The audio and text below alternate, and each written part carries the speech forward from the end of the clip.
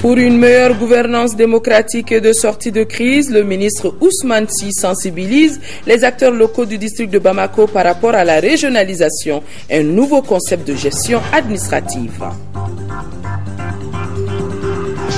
La paix, le retour de la paix, le cercle d'Ansongo organise à son tour sa rencontre intercommunautaire. Les fils du cercle vont pendant 3 jours se parler et tracer la voie de la réconciliation. Vendredi 27 juin, mesdames et messieurs, bonsoir et bienvenue dans cette édition. Le président de la République, Ibrahim Boubacar Keïta, vient de regagner Bamako en provenance de Malabo, en Guinée équatoriale, où il a pris part au 23e sommet de l'Union africaine. On le voit à sa descente d'avion, le chef de l'État a été accueilli par le ministre de la Défense et des anciens combattants. Entouré, on le verra tout à l'heure aussi, entouré, voilà, ça y est, entouré de plusieurs membres du gouvernement et d'autres personnalités de la République.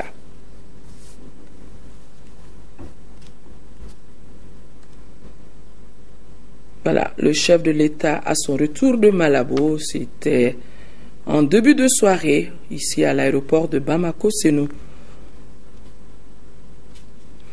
Voilà, je disais donc, Ibrahim Boubacar Keïta à Bamako, le président de la République a participé ce matin à Malabo à la réunion inaugurale de l'Alliance Smart Africa. C'est une initiative de 8 chefs d'État africains, dont Ibrahim Boubacar Keïta, initiative qui vise à développer les infrastructures numériques en Afrique.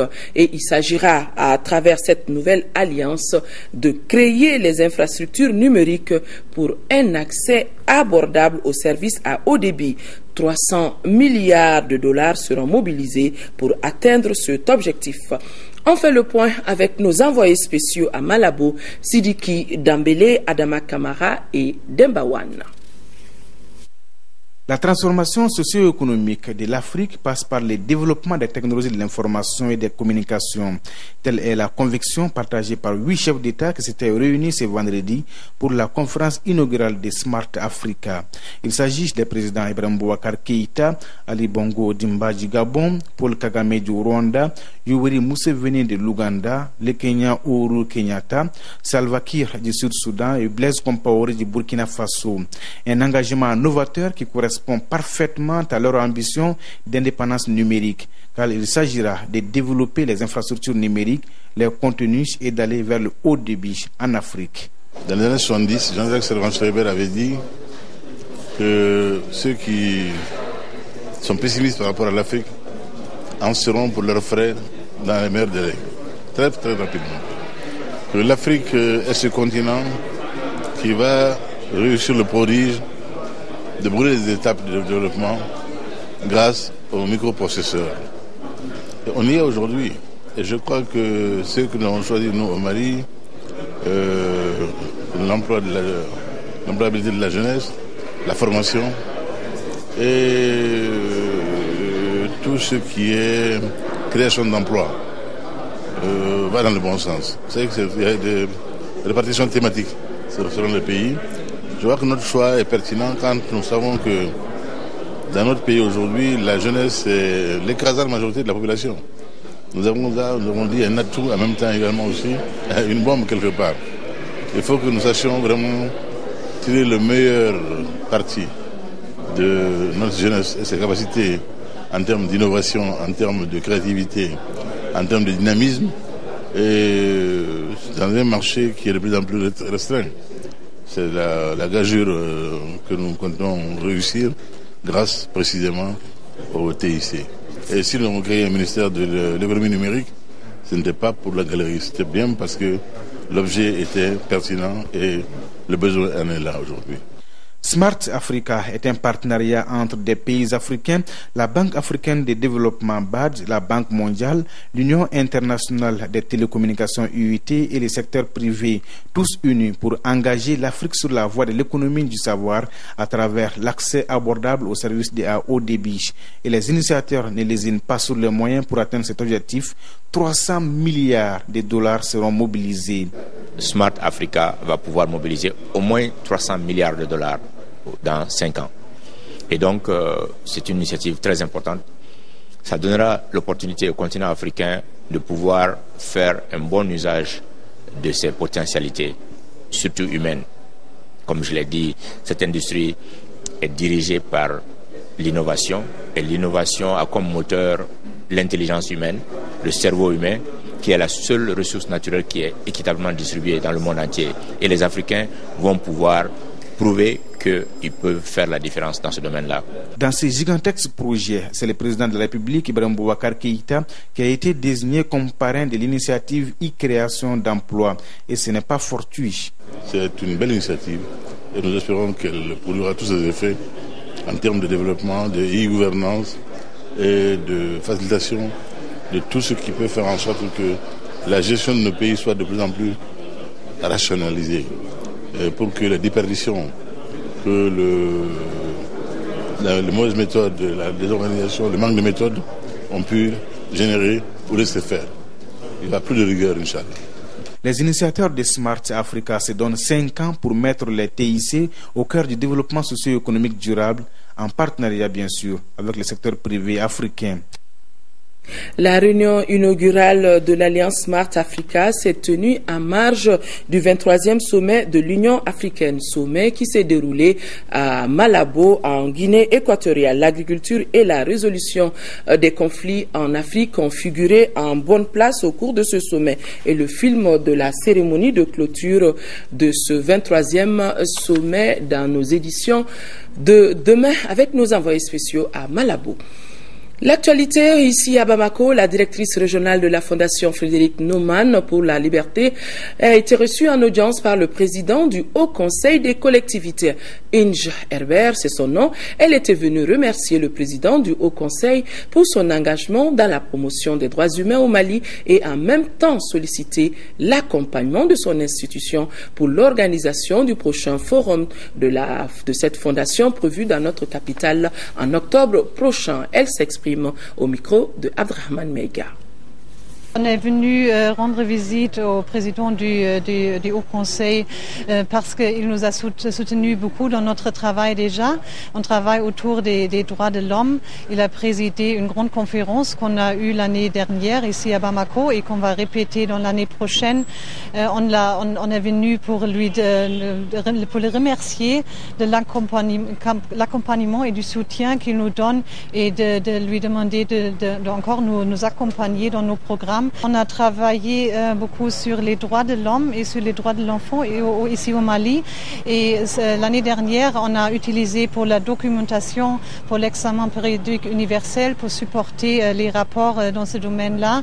Et cette année-là, on veut vulgariser, disséminer l'information. Et c'est pour ça, surtout, qu'on est venu voir le président pour demander son soutien, pour bien disséminer l'information dans les municipalités, dans les localités. C'est-à-dire concrètement quoi? Regardez quelles sont les recommandations qui sortent de ces rapports-là sur les droits de l'enfant, sur les droits de l'homme et de bien aussi informer les députés, les élus, les maires sur qu'est-ce qu'il est le contenu du droit de l'homme et qu'est-ce qu'il faut respecter et comment est-ce qu'on va l'appliquer dans la vie quotidienne. Quels seront les enjeux par exemple d'un tel forum pour les pays en voie de développement et plus spécifiquement le Mali? On veut travailler sur la décentralisation, sur la réforme des institutions. Et on va regarder des exemples de partout dans la région. Le Sénégal, par exemple, travaille sur un thème similaire.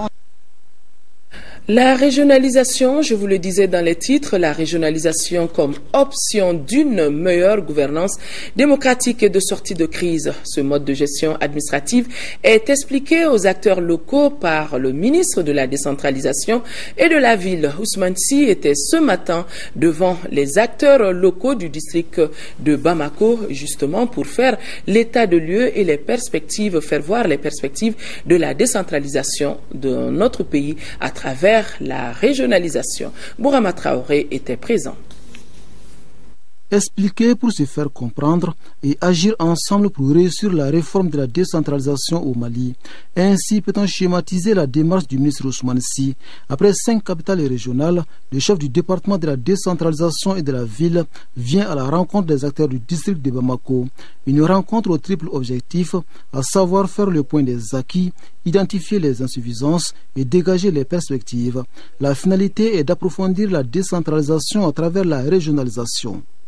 La régionalisation n'est pas du tout le régionalisme parce que ça ne nous fait pas sortir des textes de la décentralisation. Or, les textes actuels de la décentralisation respectent absolument l'unité nationale. Tout se fait sous le contrôle de l'État parce que c'est des lois et les lois n'ont pas changé.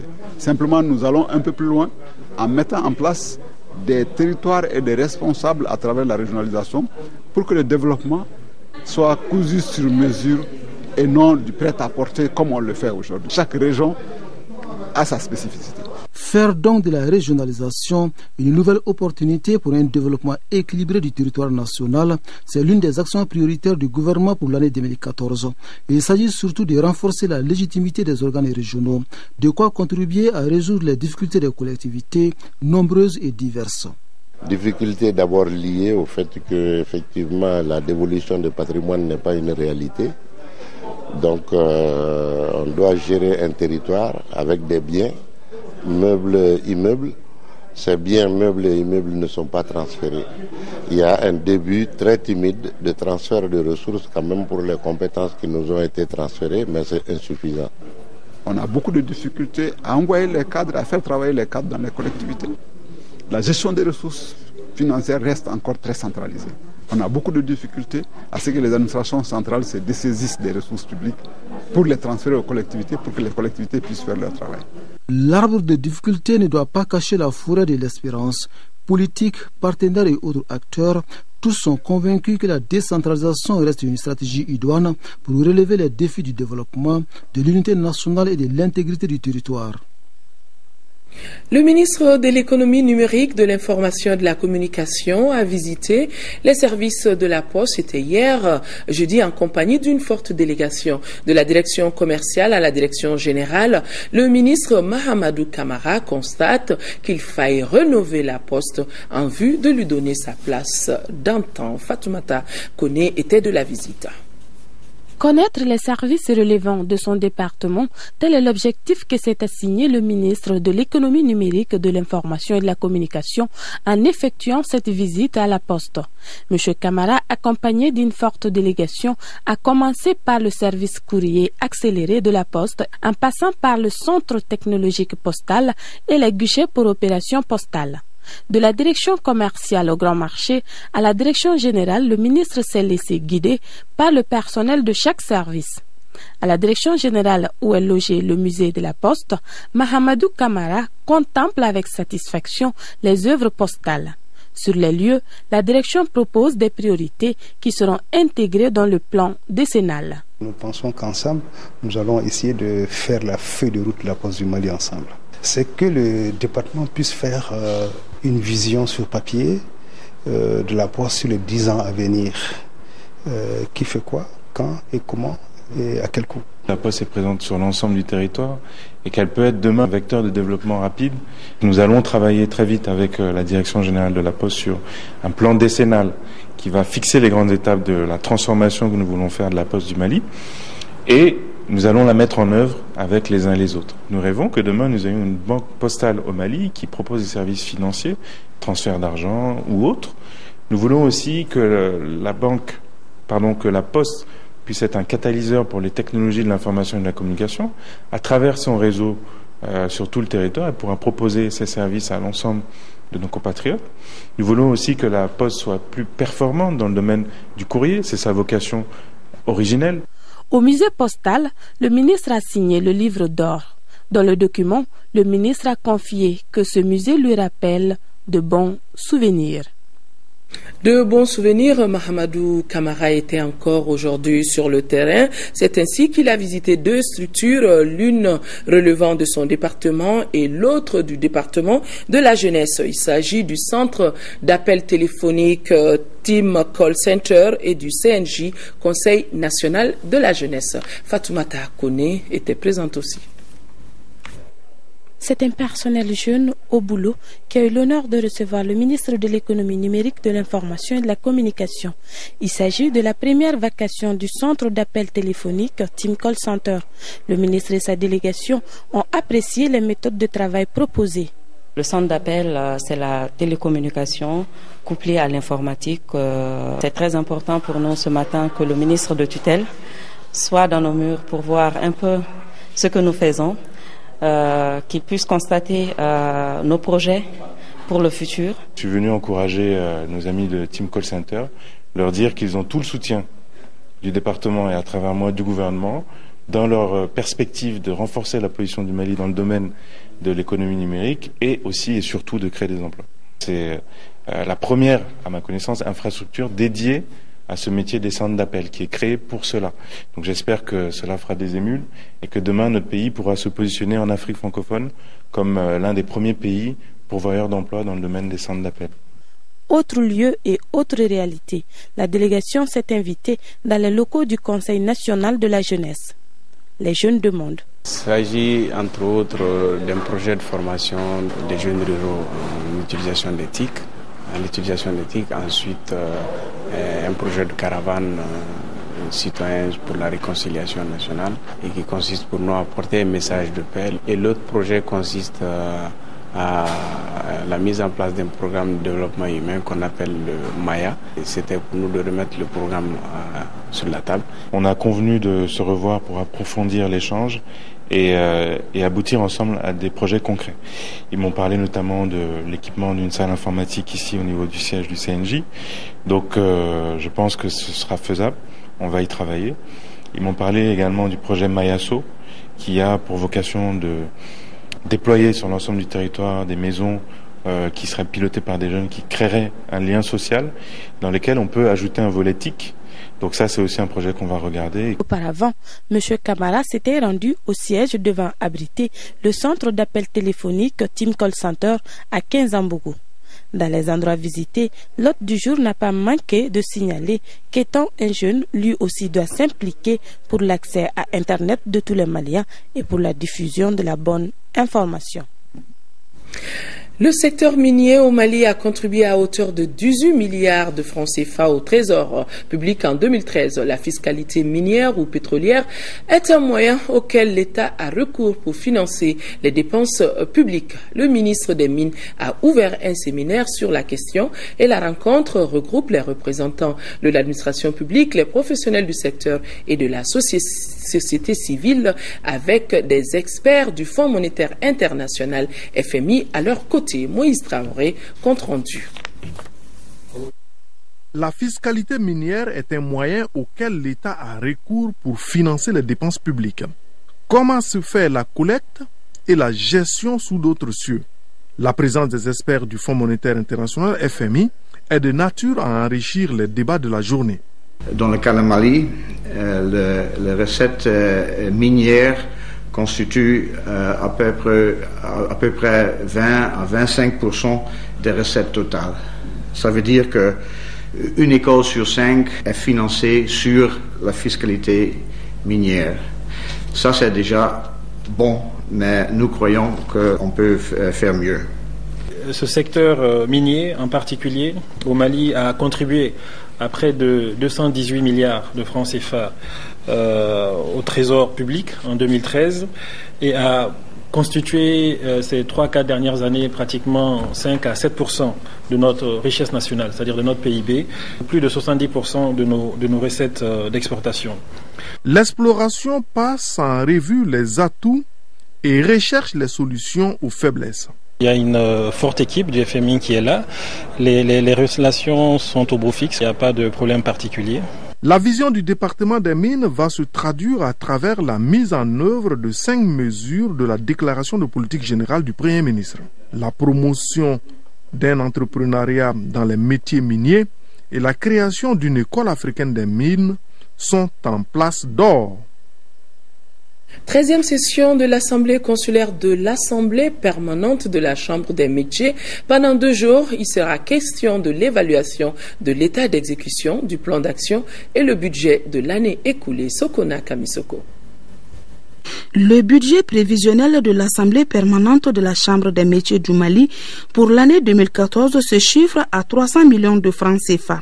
Cette somme sera utilisée pour mener des activités telles que les missions de sensibilisation sur le nouveau code harmonisé de l'UEMOA et les élections pour le renouvellement du bureau de la Chambre des métiers.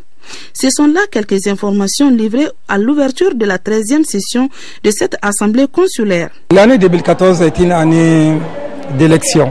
Heureusement, parce qu'il y a une opportunité pour le secteur, c'est le code harmonisé.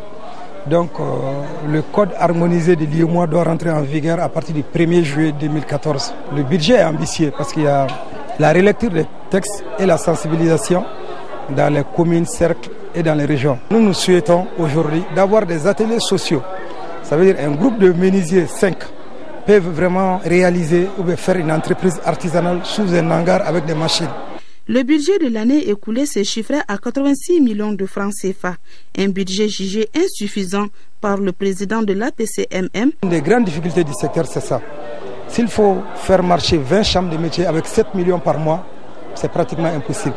Avec plus de 100 employés. Malgré les difficultés conjoncturelles, de nombreuses perspectives demeurent pour le secteur de l'artisanat, dont la promotion des entreprises et de leurs produits, l'organisation prochaine du Salon international de l'artisanat de Bamako-Siaba, les poursuites de la réalisation des infrastructures telles les villages artisanaux. J'ai pu vous assurer que mon département ne ménagera aucun pour vous accompagner. Les décisions qui sortiront de cette assemblée permettront à l'APCMM de mener à bien ses activités de l'année en cours. Notre pays matérialise ses engagements pris lors du dernier sommet des chefs d'État et de gouvernement de la CEDEAO tenu en juillet dernier à Abidjan hier par le lancement de 3 importants projets relatifs aux ressources énergétiques et plus précisément les énergies renouvelables. Compte rendu Abdrahman Meiga. Cet atelier de 2 jours consacre le lancement dans notre pays de 3 importants projets relatifs à la promotion des énergies renouvelables. Ces projets concernent l'assistance technique pour le développement des plans d'action nationaux des énergies renouvelables, des plans d'action nationaux d'efficacité énergétique et le programme d'action de l'énergie durable pour tous. Ils ont été conçus par la CEDEAO dans le souci d'améliorer l'accès des populations de ces 15 États membres aux ressources énergétiques. Nous comptons beaucoup sur vos conseils et contributions de qualité pour l'élaboration des plans utiles au développement du secteur de l'énergie, capable de favoriser un développement socio-économique harmonieux du pays. À travers cet atelier, le Mali honore ses engagements par la matérialisation des décisions prises en juillet 2013 à Abidjan lors du sommet des chefs d'État et de gouvernement de la CEDEAO. À travers ces serments, les États membres s'étaient engagés à mettre en œuvre des politiques visant à augmenter la production des énergies renouvelables de plus de 10% d'ici 2020. Le présent atelier devra consacrer le lancement officiel du processus de mise en œuvre des plans d'action nationaux au niveau national, la constitution d'une plateforme d'échange entre l'ensemble des participants autour des expériences et approches favorables au processus, la validation au niveau national des modèles de plans pour les énergies renouvelables, pour l'efficacité énergétique et d'un agenda pour l'énergie pour tous. Cette rencontre sera donc le cadre idéal pour baliser le terrain afin de permettre une mise en œuvre correcte de ces différents projets de développement, projets qui ont été initiés pour offrir aux populations un lendemain meilleur. 18 millions de francs CFA, c'est le montant du chèque de la Fondation Bank of Africa au profit du Centre de recherche et de lutte contre la drépanocytose. Ce geste rentre dans le cadre d'un partenariat qui date de 2012, un partenariat qui a permis la prise en charge de plusieurs enfants souffrant de la maladie. Suivons le témoignage du directeur général du centre. Il est au micro de Mamourou Sidibé. Alors, la remise de ce don se met dans le cadre de l'appui que la Fondation Bank of Africa a décidé de nous apporter depuis 2012. En effet, c'est en 2012 qu'un premier chèque de 18 millions de francs CFA a été octroyé par cette banque-là pour accompagner les enfants drépanocytaires démunis pour leur prise en charge. Et cette cérémonie commémore un peu la convention qui a été signée pour la pérennisation de cette prise en charge. En 2012, 150 enfants drépanocytaires ont bénéficié effectivement de cette prise en charge. En 2013 aussi, et en 2014, 150 autres enfants vont être pris en charge sur ces fonds-là. Alors, ce qui a permis vraiment une adhésion importante, parce que le problème c'est quoi? C'est que les drépanocytaires très souvent n'arrivent pas au service de santé parce qu'ils ont la peur de payer l'ordonnance, de payer les frais d'examen, ainsi de suite.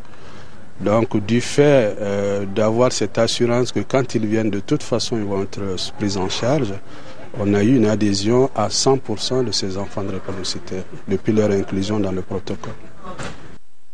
Signature de convention hier entre le Parti citoyen pour le renouveau PCR et la Fondation Frédéric Naumann pour la liberté. À travers ce protocole, la Fondation s'engage à accompagner le PCR dans le cadre du renforcement des capacités de ses membres. Nohum Sissoko.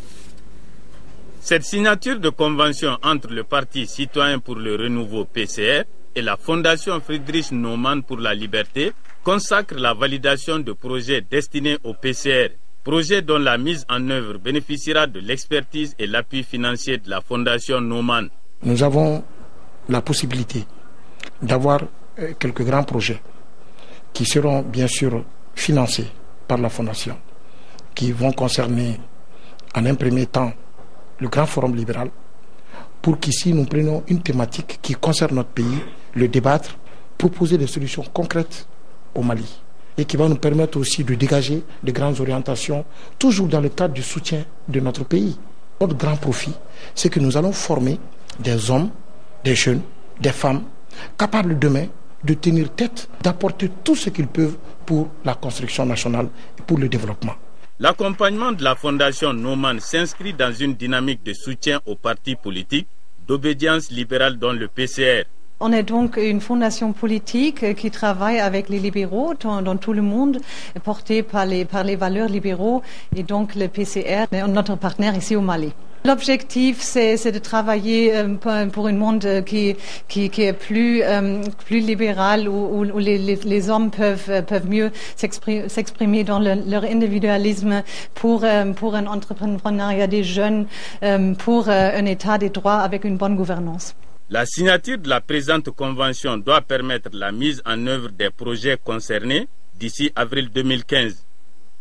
Le président du Parti pour l'action civique et patriotique, PACP, a animé hier au siège de son parti une conférence sur les différentes activités menées ces derniers temps par son parti. Compte rendu Mahamadou Doumbia. Présenter le rapport d'information sur les activités menées tant à l'intérieur qu'à l'extérieur du pays, c'est le but de cette conférence de presse animée par Nyangoroye Samake, le président du Parti pour l'action civique et patriotique. Ces activités sont entre autres la mission du PACP aux États-Unis d'Amérique, couronnée par l'attribution de 40 tracteurs à 40 villages de la commune de Wélé-Sebougou, la construction d'infrastructures scolaires à travers le Mali et l'attribution de bourses d'études. Qu'on soit au pouvoir ou pas, chaque Malien doit être un ambassadeur pour ce pays. Chaque Malien doit être un citoyen diplomate pour le Mali. C'est ce travail que le PACP est en train de faire pour montrer au peuple malien que la politique, ce ne sont pas seulement des vains mots, mais c'est des actions concrètes, c'est des actions citoyennes qu'il faut entreprendre. C'est ce que nous avons fait en allant aux États-Unis et rencontrer le leadership américain, en échangeant et en présentant la perspective du gouvernement malien. Concernant la crise du nord de notre pays, la recherche d'une solution appropriée est indispensable pour restaurer l'intégrité du territoire national, maintenir la cohésion avec les pays amis et tous ceux qui sont impliqués pour la recherche de la paix au Mali. La solution finale, c'est recouvrer l'intégrité territoriale totale et entière du Mali. Et cela passe d'abord, je l'ai dit, par une collaboration franche avec tous les partenaires. Je l'ai dit, le Mali ne peut pas pointer du doigt aujourd'hui que tel ou tel pays est responsable, que tel ou tel pays ne fait pas l'affaire du Mali. Le Mali doit d'abord faire l'affaire du Mali. Nous devons d'abord compter sur le Mali. Au cours de cette conférence de presse, le président du PACP n'a pas manqué de souligner qu'au-delà des activités politiques, son parti est décidé d'être toujours actif sur le terrain, de mener des activités de développement concrètes et bénéfiques pour tous.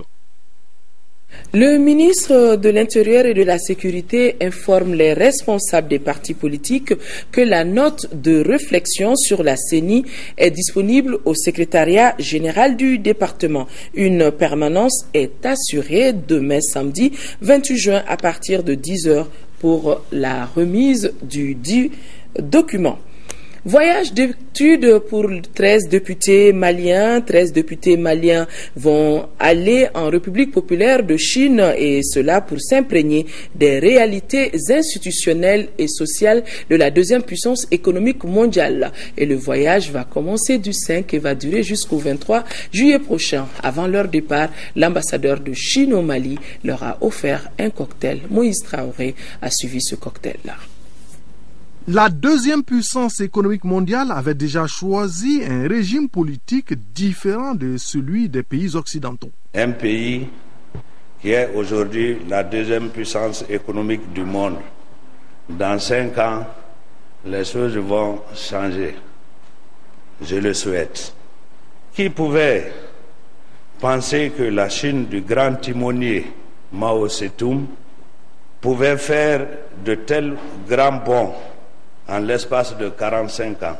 Du 5 au 23 juillet prochain, 13 députés maliens vont s'imprégner des réalités de la Chine. La démocratie n'a pas un modèle universel pour tous. Son application dans chaque pays doit correspondre aux réalités locales. Une démocratie pure et simple n'apporte pas en soi-même la nourriture ni le vêtement. Un régime politique est bon, c'est parce qu'il arrive à maintenir la stabilité et le développement. Les élus nationaux vont visiter 3 villes du pays qui comptent plus d'1,350 milliard d'habitants. Paradoxalement, 200 millions de Chinois vivent sous le seuil de pauvreté. Vous avez atteint un niveau de développement qui est envié de tous les pays du tiers-monde. Votre exemple mérite d'être suivi. Le déséquilibre du développement dont a parlé le diplomate, la surconsommation de l'énergie et la détérioration de l'environnement sont les défis auxquels la Chine doit désormais faire face. À présent, l'actualité dans nos régions. En 4e région, les groupements de femmes et les organisations de jeunes sont désormais mieux formés et équipés en transformation de produits agricoles locaux. C'est le constat fait par une mission de bailleurs de fonds du projet Wele Wele qui a visité plusieurs réalisations faites par ce projet dans le cercle de Nyono où nous retrouvons Fousseini Samake. Dans les communes de Nyono, Djabali et Sogolo, les partenaires techniques et financiers du projet Wele Wele voulaient être témoins oculaires des réalisations faites par ces projets dans les cercles de Nyono.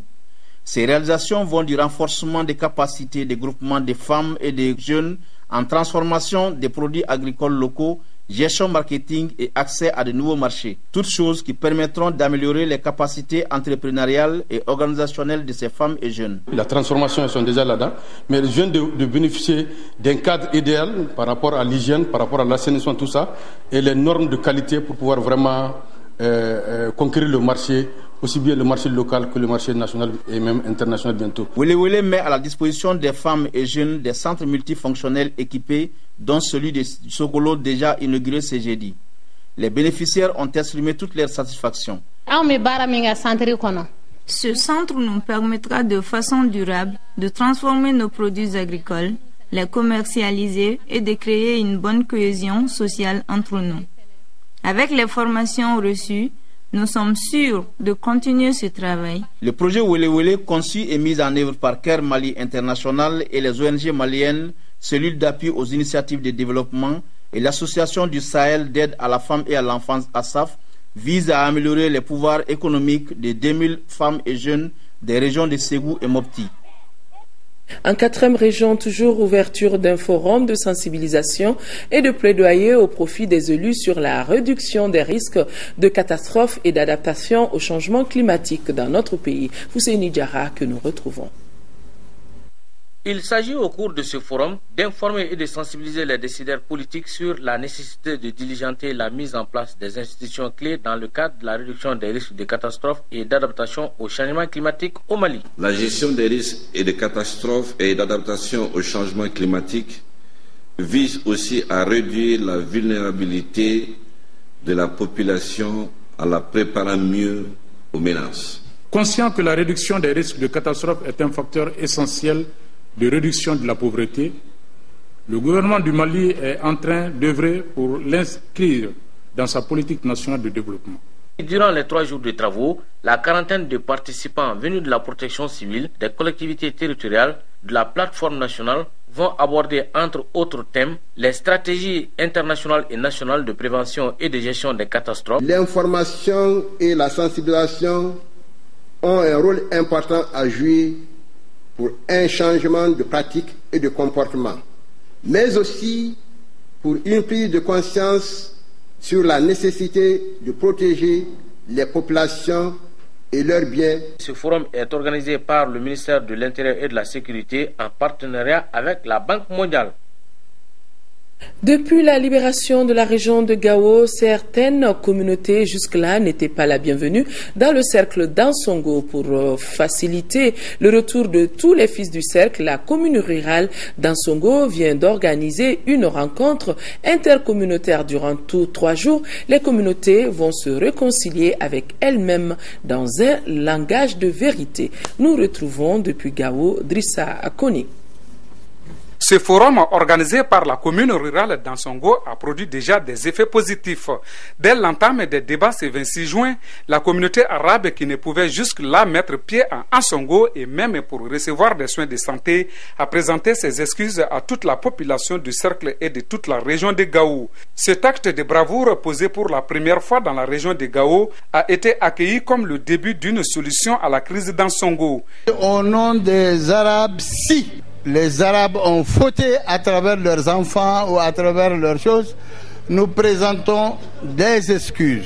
Dire qu'une communauté ne peut pas être encore à Ansongo, c'est dire qu'on sera contraire aux lois et même, je peux dire, même les coutumes et les us du pays qui est un Mali, un indivisible. En tout cas, ce pardon trouvera ses résultats dans quelques jours. Zone carrefour située entre Menaka, Gao, le Niger et le Burkina Faso, le cercle d'Ansongo compte cette commune pour 130 750 habitants, composée de Peuls, de Tamashek, de Songoï et d'Arabes. Pour renouer les liens ancestraux fragilisés par les récentes crises, 10 participants de chaque commune et des ressortissants du cercle à Gao, Bamako et au Niger, ainsi que les représentants des différentes communautés, débattront durant 3 jours les tenants et les aboutissants de la crise. Nous espérons qu'après ce forum, les femmes et les hommes vont se réconcilier, se pardonner pour une paix durable. Cette rencontre, dans une zone hautement politisée et d'insécurité par excellence, permettra, j'en suis sûr, d'amorcer le dialogue tant attendu entre les communautés du cercle. Financée à 95% par le Centre humanitaire pour le dialogue, cette rencontre est estimée à près de 11 millions de francs CFA. Lancement à Gao du cadre commun sur les filets sociaux saisonniers, initié par 5 ONG internationales, dont 3 dans la région de Gao et 2 à Tombouctou. Ce programme va poser les bases de la résilience de près de 40 000 ménages durement touchés par la crise alimentaire, politico-militaires de 2012 à 2013. Daouda Zoumana Traoré. 4 mois après son démarrage dans 37 communes des régions de Gao et Tombouctou, les ONG initiatrices du cadre commun sur les filets sociaux saisonniers offrent ce cadre officiel d'information à tous les acteurs publics et privés engagés dans la prise en charge des ménages démunis par les crises. Les 40 000 ménages répertoriés doivent avoir au terme du programme leurs conditions de vie et de travail améliorées. Les ménages ont besoin d'appui, non seulement pour reconstituer leurs moyens d'existence, mais aussi pour investir dans des activités productives qui généreront des revenus. Les transferts monétaires du programme filets sociaux compléteront les distributions alimentaires et les activités de prévention de la malnutrition exécutées par le programme alimentaire mondial. Pour cela, il y a des principes humanitaires qui sont très importants de suivre, neutralité, impartialité et indépendance, qui sont vraiment essentiels. Pour l'implication et la pleine participation de toutes les entités de la région de Gao, les ONG ACF Espagne, Handicap International et Oxfam Grande-Bretagne ont engagé une véritable communication sur ce programme dont la nécessité ne fait l'ombre d'aucun doute pour qui connaît la vie des familles bénéficiaires. Les deux autres ONG, DRC et Solidarité Internationale, assurent l'exécution du CCFS à Tombouctou. Ce programme vise à poser les bases de la résilience de ces ménages à travers 3 résultats recherchés, à savoir l'accès et la disponibilité via les marchés des ménages à l'alimentation et aux biens essentiels. Les risques de malnutrition sont mitigés grâce aux mesures d'accompagnement. Le travail de partage, formation et capitalisation permet de développer et d'échanger avec les acteurs. Ces résultats, certes ambitieux, mais pragmatiques, sont en parfaite harmonie avec la politique de l'État en matière de protection sociale. Les filets sociaux sont aujourd'hui inscrits dans le document de politique nationale ainsi que dans le plan national comme outil de renforcement de la résilience et de la lutte contre la pauvreté dans notre pays. Dans le cadre de son exécution, des réunions de présentation sont prévues dans les grandes zones d'intervention de Tombouctou et Gao afin de mieux faire connaître ce programme qui va durer 15 mois. Il est financé par la Commission d'aide humanitaire et de protection civile de l'Union européenne à près de 6,6 milliards de francs CFA. 33 millions de francs CFA, c'est l'enveloppe injectée dans la campagne de traitement des maladies tropicales dites négligées dans la région de Tombouctou, une initiative du ministère de la Santé en collaboration avec ses partenaires techniques et financiers Hélène Keller et l'USAID Al-Mouzer Al-Kamissa que nous retrouvons depuis Tombouctou. Pendant une semaine, les ministères de la Santé, les partenaires techniques et financiers s'engagent à l'élimination de ces maladies tropicales dites négligées. C'est un certain nombre de maladies qui sont fréquentes au sein de la communauté et qui ne bénéficient pas de beaucoup d'attention. Bon, maintenant, ça prend pratiquement tout le monde. Mais la campagne va concerner surtout les enfants de 5 à 14 ans qui sont les plus concernés. Bon, pour certains médicaments, on peut, s'il y a du reste des médicaments, on pourra le donner certainement au-delà de 15 ans. Cette campagne vise à réduire de façon significative les coûts opérationnels des activités et les sollicitations des populations. C'est pourquoi les partenaires s'engagent dans la lutte. Au niveau de la région de Tombouctou, cette année, l'enveloppe s'élève à environ 33 millions pour le traitement de masse. Hélène Keller International reçoit ses fonds de l'USAID, RTI Envision. Et ce bailleur est vraiment prêt à soutenir le Mali jusqu'à l'élimination de la filariose lymphatique d'ici 2020.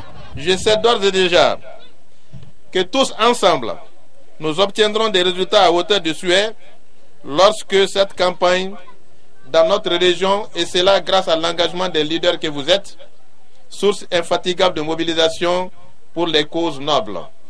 C'est pourquoi il me plaît de saluer votre présence à ce lancement. Pour atteindre les objectifs, les équipes d'administration vont sillonner tous les villages et fractions de la région de Tombouctou afin de toucher la population à risque. Sport, football, la Coupe du monde de football a fait relâche ce vendredi. La compétition reprend demain samedi avec les premiers matchs des 8e de finale. Brésil-Chili et Colombie-Uruguay. Le premier tour de Brésil 2014 a été marqué par un important nombre de buts et surtout la qualification de 2 pays africains. Une première, nous dit Ousmane.